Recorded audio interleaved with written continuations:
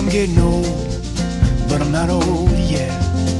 I'm already worried that I might forget how to laugh, how to love, how to live, how to learn. I wanna die with a smile when it comes my turn.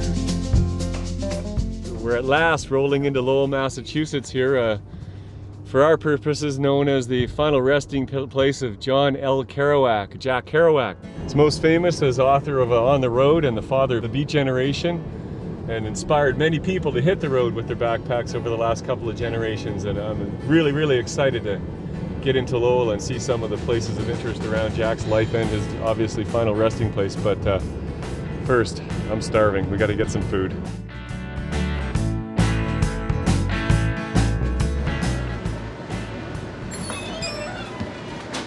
Hey, how you doing? Hey, how's it going? Very good. Look at this spot, eh? Welcome to Lowell. All right. Yeah, Jack Kerouac used to live the next block up. He lived top of a bar called A.F. Roach's. When he ate, he usually came down here for breakfast and every now and then.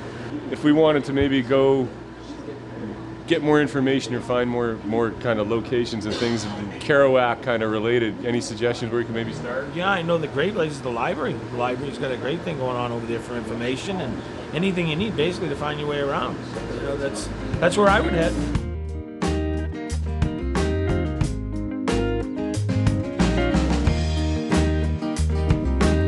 Thanks, Paul. Thank you. Awesome.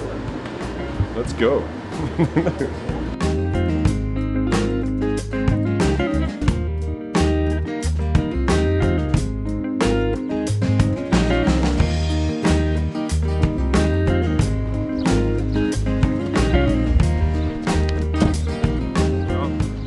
Go to a library if you're gonna learn anything about Jack Kerouac, because if he was anything, he was about words and he was about books. So we're here, the Pollard Library. This is a beautiful building. We'll go in and see what we can see.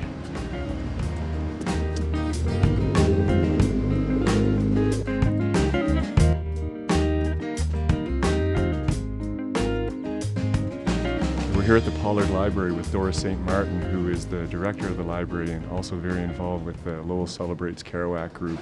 Jack, as a young man, spent many, many hours here at the Pollard Library. The library's actually been the public library of Lowell since 1844, and we've been in this amazing building since 1897.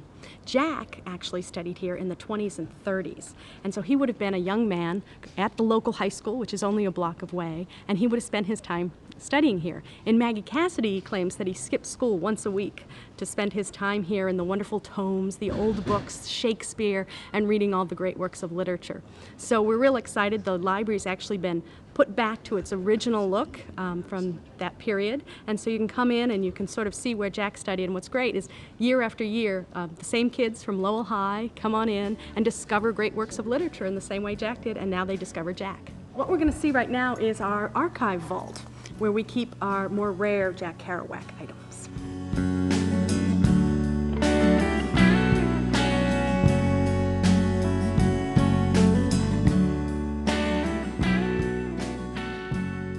Town in the city. I'm about to experience something rare and wonderful. Yeah, this is a wonderful old copy of The Town and the City. And Lonesome Traveler, which is a very old edition. Yeah. On the Road. And this is a lovely copy of that wonderful cover that you saw. First edition, yeah. I think there's a significance of place in his works. You can't separate Jack Kerouac from Lowell or Lowell from Jack Kerouac. We're kind of intertwined. All his work is about the feeling of Lowell and being French-Canadian and working in a mill and being in Lowell and what it's like to leave there and then come back. So I think we're very intertwined, Lowell and Jack Kerouac. Dora, thank you so much for this. This is a great building, great time. So many neat things in there. I really, really appreciate your time. We're so happy you came to Lowell and such a sweet ride. This is quite an amazing vehicle. Oh, it's a real chick magnet.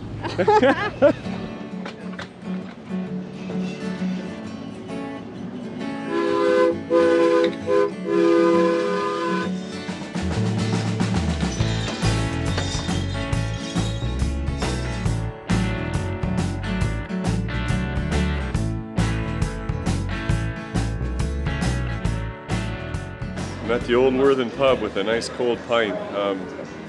Jack was known The story, of course, with Jack Kerouac inevitably does involve the excessive liquor intake.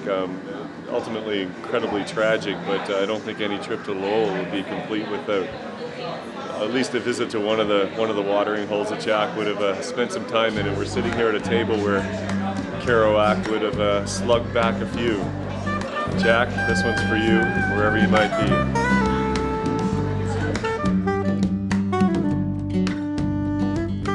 On the Road came out, and suddenly it was such an immense, enormous, mind-blowing success that the idea that suddenly overnight, 7 years after he wrote the darn thing and it finally came out, he was suddenly the leader of some non-existent literary movement. He was an old-fashioned person that always used to say when we were walking down the street, when the Dharma Bums wasn't even being reviewed, he said, "They're not even reviewing my books." He said, "I'm an author. I'm a writer," with that Lowell accent. "I'm an author, Davy, a writer." He said, "Why don't they read my books?" That was all he wanted, and he got his wish.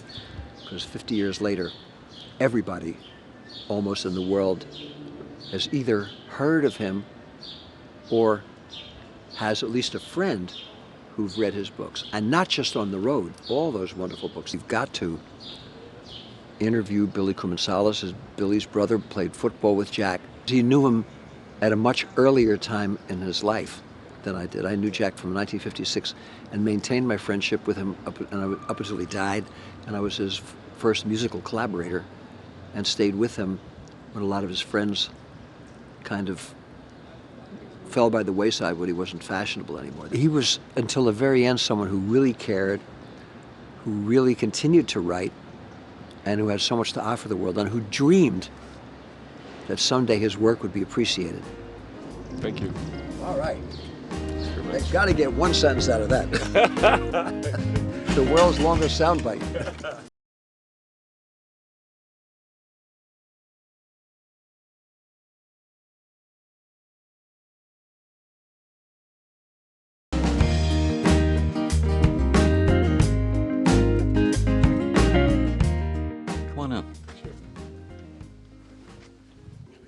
You know, we're in Billy's house, and this is where I'm sitting, probably in a chair that Jack would have sat in, I guess, here in Lowell, and it's interesting. And the house was a little rearranged. There's a bottle of, I think that might be Hennessy. We got very friendly. And somewhere, and he must have wrote, you know, I want Billy to, when I die, I want Billy to be a pallbearer. So, like, I never read Kerouac. I just knew Kerouac for what he was. Honest to God, I knew deep down he had a big, big heart. And he was cheated out of his due. That's all I can say. He was really and truly cheated out of his due. You know, he's getting it now to a degree, but too late. It was a pleasure and an honor to know him. That's all I can say. We're here at the Boot Cotton Mills. Thank you, Dora, I have to say, for sending us down here. We're on our way into where the scroll is being displayed for the public. The scroll, of course, being the manuscript for Jack's most famous book, On the Road. It's 120 feet of continuous typing that he did over a 20-day period back in 1950, and it's in here, and we're going to go in and take a look at it.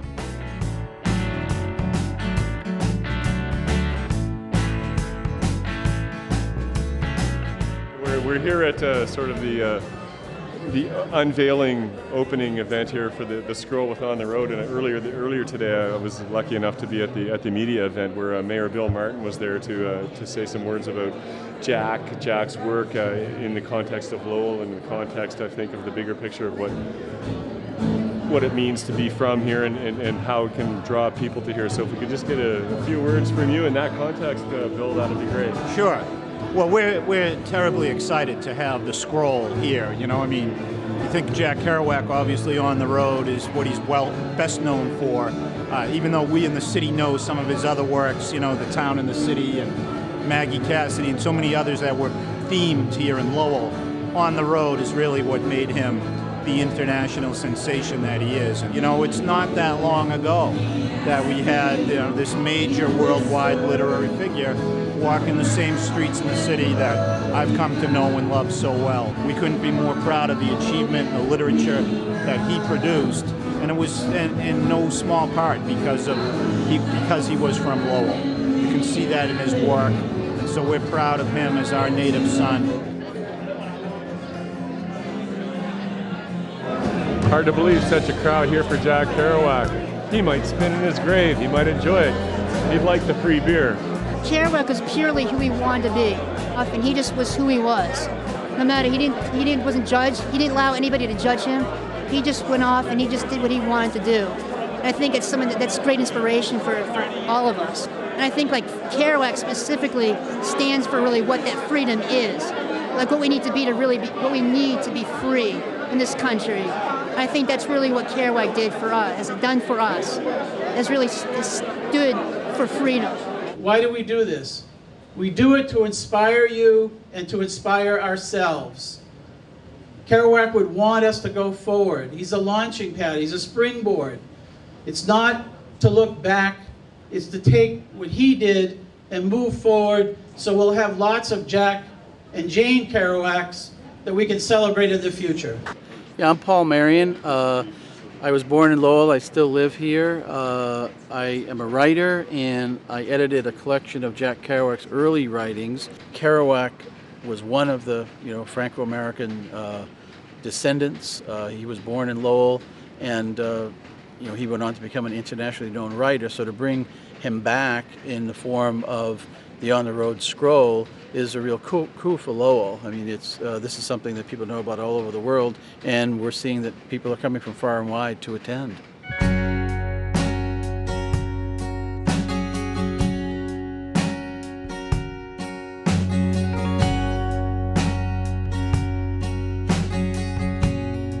Some of the sheets are between 11 feet and 16 feet long. You can look at it and you can see how occasionally the thing would go off and he'd have to readjust it so it would continue to stay on the paper. I heard he typed so fast often he'd be typing 8.5 by 11 sheets and just the sheet would fall out and he'd just keep typing on the platen. So I mean, once he got rolling, he just wanted to stay with it. It's been on the road since 2003, I think it's been on, and it's traveling through 2009 at this time, both in this country and in Europe.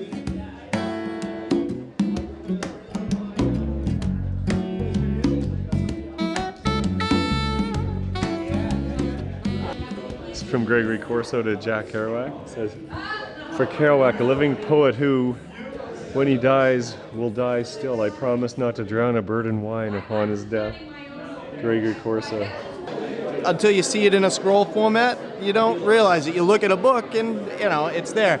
But to actually see the actual scroll was just really kind of exhilarating. It's like sort of a tingly type thing to actually see the scroll. I mean, that's it, he carried that around with him, trying to get published. Pretty intense. It's an amazing accomplishment, just that this thing could be produced out of one person. Okay, we're here with Steve Eddington, who's a Unitarian minister here in Lowell. In the context of what we're doing here with Grave Concern, Steve is an author. He's an author of Beat Spirituality, written a book called The Beat Face of God, which looks at I think, and deals with more. Yeah, it's not just Kerouac, it's about all the beats in general, and what I see as some of the religious spiritual themes in their writings. I think we found our tour guide here in Lowell to take us around. This is fantastic to be here at the Scroll, but I think we got to hit the road. Well, it's my pleasure to always share any of Kerouac's legacy here, so let's do it. Let's do it. All right.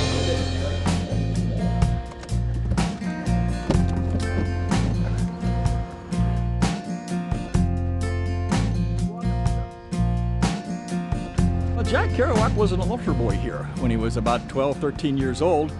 He still was living just across the river in Centerville. But he would come over here to be an altar boy. But the real connection here is that this was where his funeral service was held on the 23rd of October in 1969, 2 days after he died in St. Petersburg, Florida. If you look at Kerouac's overall spirituality or spiritual growth, I think it's a combination of the Catholicism in which he was raised, and which he never really let go of, although he had his battles with it, and then the Buddhism that he later became very attracted to in the early to mid 1950s. I think the first Kerouac book I ever read was The Dharma Bums, and I was really taken by it because you see Kerouac trying to come to terms with both his Catholicism that he was raised in and the Buddhism that later attracted to him, and how he's trying to hold those two in balance and find some meaning and some ways of informing his spiritual journey in both of those religions.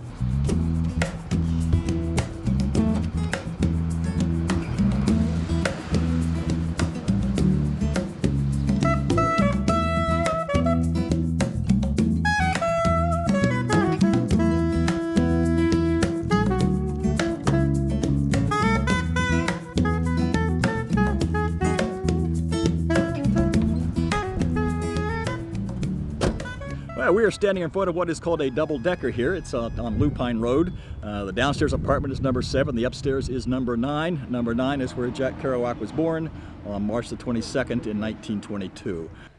Is there anything that you can think of that represents 9 Lupine Street in his writing, that where he shines, a light? Any passages that stand out for you? Yeah, he mentions this in several places in his Lowell novels. Perhaps the most pronounced one is in the early chapters, in the early pages of his novel Dr. Sachs. It was in Centerville I was born, in Pawtucketville, saw Dr. Sachs. Across the wide basin to the hill on Lupine Road, March 1922. At 5 o'clock in the afternoon of a red all over supper time, as drowsily beers were tapped in Moody and Lakeview saloons, and the river rushed with her cargoes of ice over red and slip rocks. And on the shore the reeds swayed among mattresses and cast-off boots of time, and lazily pieces of snow dropped plunk from the bagging branches of black, thorny, oily pine in their thaw. And beneath the wet snows of the hillside, receiving the sun's lost rays, the melts of winter mixed with the roars of the Merrimack. I was born, bloody rooftop, strange deed. Where do you think we should go from here? Well, we've already looked at how the city of Lowell recognized its birthplace by placing the plaque here a few years ago. I want to rent the apartment too. Yeah, sure. All right. But it was almost 20 years ago. It was 19 years ago this summer that they dedicated the Jack Kerouac Commemorative, which is back over in downtown Lowell itself. We're in Centerville here, but I think we should go over and take a look at the Commemorative, and you can see just how Lowell has been honoring its native son.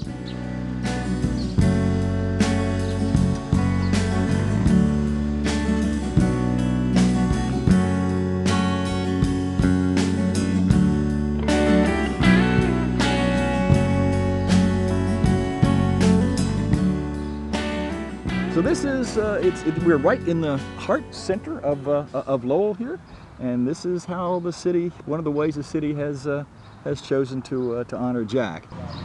Side of this one are the first and the last paragraphs of On the Road. The rest of the inscriptions here, as we say, represent both his road novels as well as his Lowell novels. You got Mexico City Blues, Dr. Sachs over there. Vanity of Bulows, I think Maggie Cassidy, Visions of Gerard.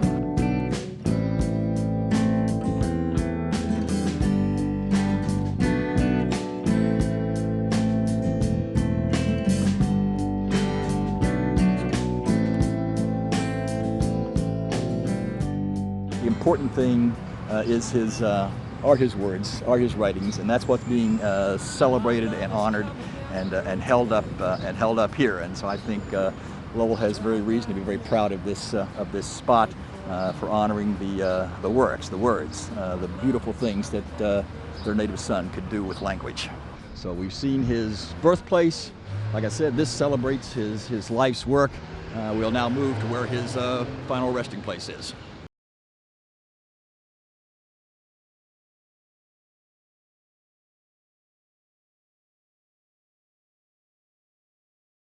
This is beat. Live your lives out? Nah. Love your lives out. This is for Jack's memory and for all of you in Lowell who are honoring your own native son. It's a little theme and variations on Amazing Grace.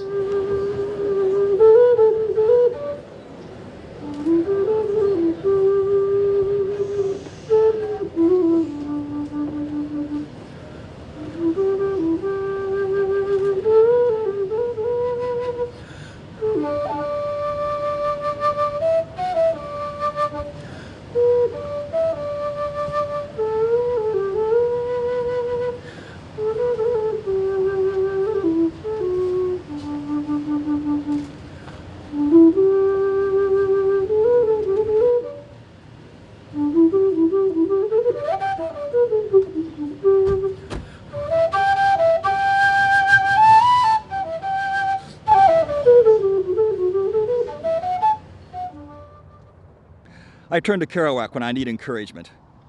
Whether it's a visit to his grave, which is about a half-hour's drive from my home, or simply reflecting upon his joyful and tragic, ebullient and troubled, divine and demonic life, I need to say thank you to him now and again. I thank him for pointing out a precious kind of beauty in the tired and forlorn face of a diner waitress. I thank him for seeing a strange kind of saintliness in the often wild and crazy ways of his companion of the road, Neil Cassidy. I thank him for allowing me to see a land I can still love, even with what all of its politicians have done to it, through the window of a Greyhound bus. I thank him for noticing the spurting froth on the rocks of the Merrimack River as it flowed through his hometown of Lowell, even as it now flows alongside of mine. I thank him for having the courage to recount his own dark nights of the soul on Washington State's Desolation Peak and at California's Big Sur. For in each of these revelations, Kerouac offers at least a fleeting glimpse of that elusive face of God and a passing intimation of the divine that resides in the ordinary and even at times in the destructive. Jack Kerouac died a lonely death, one that gave the appearance of a defeated man, but his life and literary legacy have proven to be far more lasting in the years following his death than in those preceding it. Well, this has been fantastic. We've been to Lowell, we've seen Jack's birthplaces, his final resting place, some places that inspired his writing, which in turn inspired so many people in their lives.